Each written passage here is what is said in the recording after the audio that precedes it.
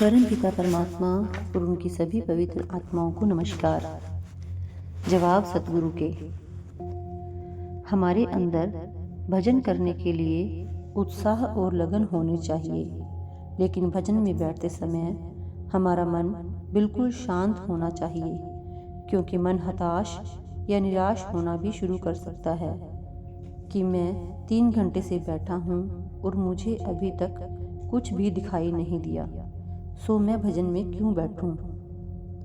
अगर आप कुछ पाने की इच्छा लेकर बैठेंगे तो निराश होने की संभावना है, लेकिन अगर आप इन बातों के बारे में सोचते रहने के बदले भजन में बैठकर एकाग्र होने की कोशिश करेंगे तो आपको अंतर में होने वाली बहुत थोड़ी सी उन्नति भी खुशी देगी। क्या प्रेम और श्रद्धा के साथ अभ्यास में बैठना बेहतर होता है? जवाब, हमें भजन में बैठना है, भजन के प्यार के लिए, परम पिता के प्यार के लिए। जब हम जीवन के दैनिक कार्य करते हैं तो कभी कभी सारा दिन बड़े प्यार के साथ काम करते रहते हैं। कभी कभी हम महसूस करते हैं कि हमारा कार्य केवल एक कर्तव्य है और हम बगैर मन लगाए काम करते रहते हैं। जब हम भजन करते हैं तो हमें यह महसूस करना चाहिए कि हमारा मन भी वही है। मन को भजन में लीन हो जाना चाहिए। अगर मन बाहर भागता रहता है तो भजन एक मशीन की क्रिया ही रह जाता है, जिसका पूरा लाभ नहीं होता। रूहानी अभ्यास एक रस्मी क्रिया नहीं होनी चाहिए। जब मन भजन में लीन हो जाता है तब स्वाभाविक रूप से भजन के प्रति मन में प्रेम और भक्ति आ जाती है। प्रकाश सबके अंदर है, चाहे किसी को नाम मिला हो या नहीं। यह अंदर आंखों के बीच में है, और जैसे ही जरा सी भी एकाग्रता होती है हमें यह प्रकाश दिखाई देता है। यह एकाग्रता चाहे पढ़ने से हो, भावों के आवेश से हो, किसी और वजह से हो या भजन से हो, जिस क्षण भी हम आंखों के केंद्र पर एकाग्र होंगे हम उस प्रकाश को देखेंगे।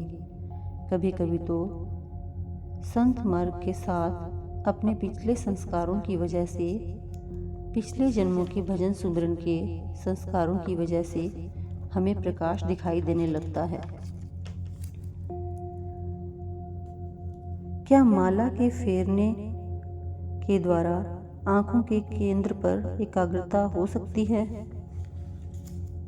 जवाब, आप माला के द्वारा एकाग्रचित हो सकते हैं, बशर्ते कि आप अपने ध्यान को आंखों के केंद्र पर रखें। लेकिन अगर ध्यान माला के मनकों में रहे तो आप आंखों के पीछे एकाग्र कैसे हो सकते हैं? आपका ध्यान तो माला में होगा। जब आपका ध्यान, ख्याल इसी में लगा रहेगा कि आपने कितनी बार माला फेरी है, तब आप आंखों के बीच में कैसे एकाग्र हो सकेंगे? आप तो हमेशा माला के चक्कर ही गिनते रहेंगे। भजन में बैठे कितना समय गुजरा है, यह जानने के लिए घड़ी देखने से कैसे बचा जा सकता है?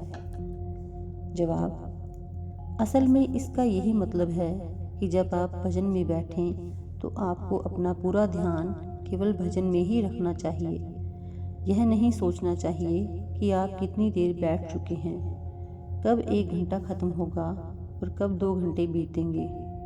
आप चाहे घड़ी ना भी देखें, पर आप सोचते रहते हैं कि आप अपने निश्चित समय तक भजन में बैठ चुके हैं या उससे ज़्यादा देर तक बैठ गए हैं। अगर आपका मन यही सोचता रहेगा कि आपको कितनी देर बैठना है और कितना समय बीत चुका है, तो आप एकाग्र होने की कोशिश नहीं कर रहे हैं, केवल समय के बारे में सोच रहे हैं। इसलिए आपको चाहिए कि दुनिया के सारे ख्यालों को दूर करके मन को सुमिरन में लगाएं। भजन की खूबी और महिमा एकाग्रता में है, घंटों के मापतोल में नहीं। अगर आप प्रेम, भक्ति और पूरी एकाग्रता के साथ 1 घंटा भी बैठें तो वह उस 5 घंटे की बैठक से कहीं अच्छा है, जिसमें आपका मन इधर उधर भागता रहता है। तरह तरह की सांसारिक समस्याओं और सुखों के बारे में सोचता रहता है। इसलिए हमें सारे ख्यालों को हटाकर पूरी तरह से एकाग्रचित्त होने की आदत डालनी चाहिए। जितना ज़्यादा समय आप दे सकें दें, जितना भी समय आप आसानी से निकाल सकें, लेकिन भजन प्यार के साथ होना चाहिए। आपके अंदर भजन में बैठने की इच्छा होनी चाहिए, अंदर जाने की इच्छा होनी चाहिए। भजन में बैठने में आनंद का अनुभव होना चाहिए। दरवाज़ा लगाकर ज़बरदस्ती अपने को बंद कर लेने का, जबकि मन प्रत्येक क्षण बाहर भागता रहे, कोई खास फायदा नहीं है। भक्ति, लगन और एकाग्रता के साथ किया गया केवल 1 या 1.5 घंटे का भजन कहीं अधिक लाभप्रद होगा। Thank you.